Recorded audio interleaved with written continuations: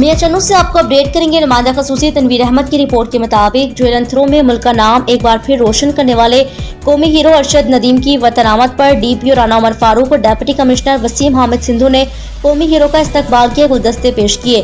DPO deputy commissioner ने ज्वेलन throw world athletics championship में पाकिस्तान को पहला मेडल दिलाने पर शाबाश दी।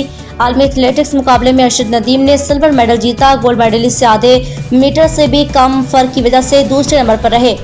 डीपीओ खानेवाल राना उमर फारूक ने कहा, अरशद नदीम हमारा फख्र है, शानदार कामयाबी पर खराज तहसीन पेश करते हैं। आलमी मुकाबलों में दूसरी बार मेडल हासिल करने वाला ये हीरो हम सब के माथे का झूमर है। आइंदा आलमी मुकाबलों में अरशद नदीम की कामयाबी के लिए पूरी कौम दवागो है।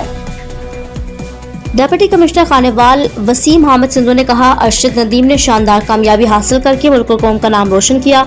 अरशद नदीम ने एक बार फिर मुल्क का नाम रोशन करके लोगों के चेहरों पर खुशियां बिखेरी। कौमी हीरो की निशानदेही पर जिला इंतजामिया जिला के दीगर इलाकों में खेलों की सरपरस्ती करेगी। अरशद नदीम ने कहा, कामयाबी में वालिदैन, कौम की दुआओं, कोचेस की मेहनत शामिल है।